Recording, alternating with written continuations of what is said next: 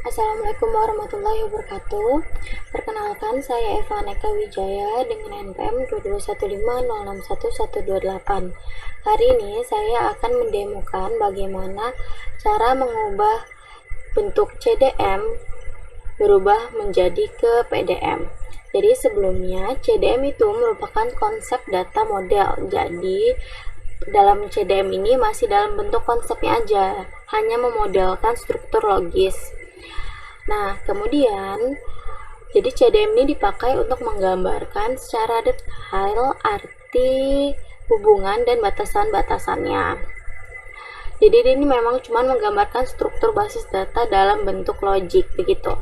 Kemudian nanti saya tunjukkan objek-objek yang ada di CDM. Kemudian kalau PDM itu merupakan physical data model, artinya bentuk datanya ini sudah dalam bentuk fisik gitu, dalam bentuk fisik basis data. Dan biasanya dia itu diimplementasikan dengan DBMS atau database, sehingga nama tabel juga sudah merupakan nama asli dari tabel yang akan diimplementasikan tersebut.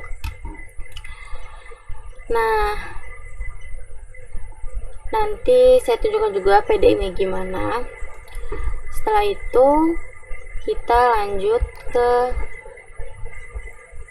ini adalah bentuk CDM dari sistem yang saya ambil, yaitu sistem inventory pada sebuah perusahaan. Nah, jadi di sini itu ada 5 entitas. Entitas itu artinya setiap kotak ini merupakan entitas. Nah, di sini tuh ada supplier, barang, pegawai, pelanggan, dan transaksi, dan masing-masing entitas ini memiliki atributnya masing-masing. Nah, jika diperhatikan dengan baik, setiap atribut dari setiap entitas ini setidaknya memiliki satu primary key. Nah, di sini ada supplier. Supplier ini ada atributnya ID supplier, nama supplier, alamat, telepon, dan email.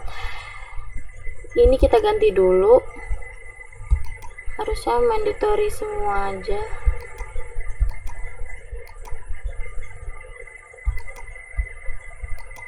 Nah, jadi di ID supplier ini kita bisa mengisikan atribut melalui kotak-kotak seperti ini. Jadi diisikan saja satu-satu, kemudian untuk tipe datanya diisikan, dan jika mengharuskan untuk mengisikan panjang karakternya diisikan di bagian sini. Kemudian ini adalah kolom di mana kita memilih apakah data tersebut harus dengan benar-benar diisi gitu, jadi tidak boleh kosong. Nah, artinya mandatory itu begitu. Kemudian di sini ada primary identifier. Nah, di sini saya menggunakan ID supplier sebagai primary-nya. Gitu. Begitu juga dengan barang, pegawai, pelanggan, dan transaksi. Cara memasukkan atributnya juga sama seperti tadi. Klik 2 kali pada kolom ini, kemudian pilih atribut dan isikan nama atributnya. Nah, di sini dapat dilihat bagian tipe data integer itu tidak memiliki panjang karakter gitu. Jadi bisa dimasukkan berapapun yang diinginkan. Nah, setelah itu kita bahas jadi ini kan merupakan entitas nih.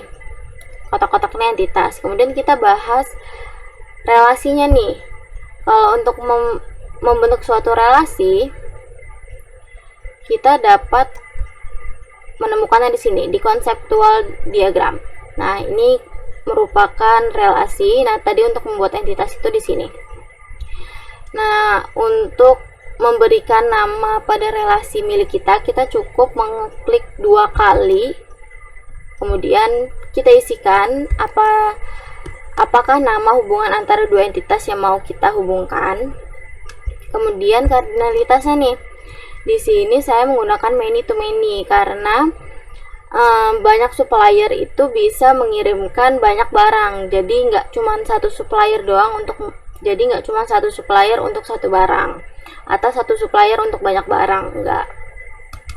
Kemudian di sini juga di bagian supplier itu barang saya mengeklik mandatory, artinya supplier itu harus memiliki setidaknya satu barang gitu. Jadi kalian bisa pilih di sini. Kalau di sini emang barang tuh supplier nggak saya pilih apa-apa karena nggak apa-apa, dikosongin aja karena nggak ada keterkaitannya gitu. Lalu setelah semuanya sudah diisikan, kita klik OK. Nah, inilah nanti jadinya relasinya. Begitu juga dengan relasi-relasi yang lainnya, kayak mengelola, kardinalitasnya juga many to many. Kemudian di sini ada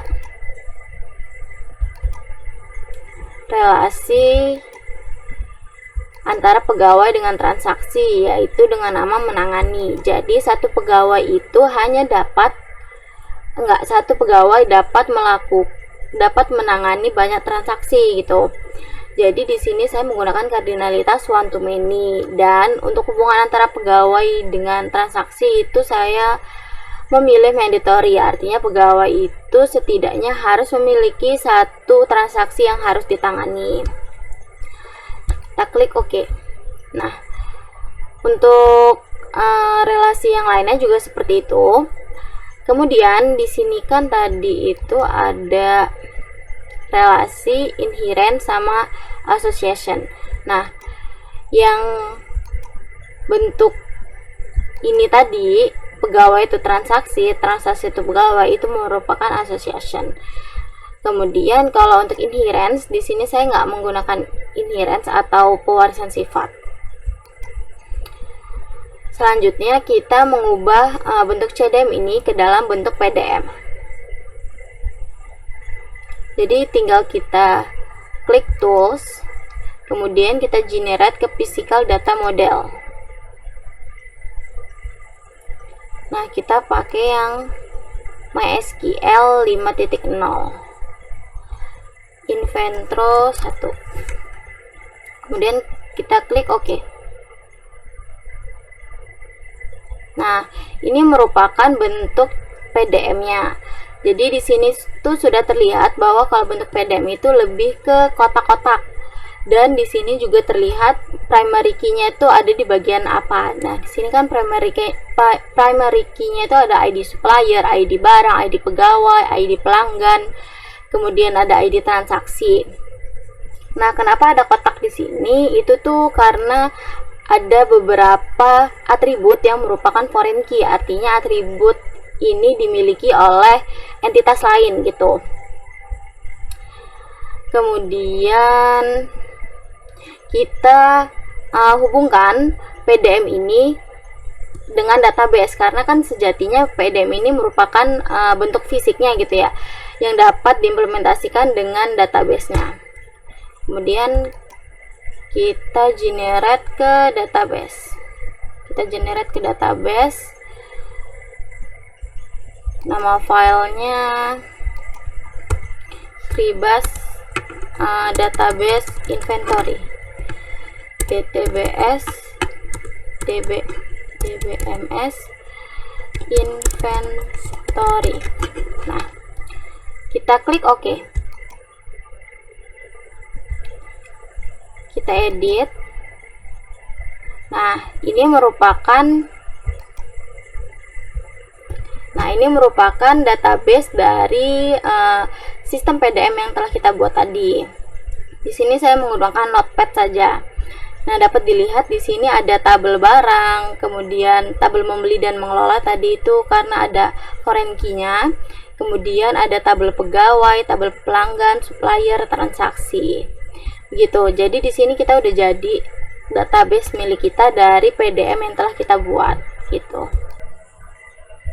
Baiklah, setelah sudah sampai saya menampilkan database dari PDM yang sudah saya buat tadi,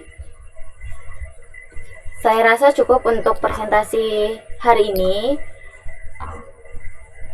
Kalau begitu saya akhiri. Wassalamualaikum warahmatullahi wabarakatuh.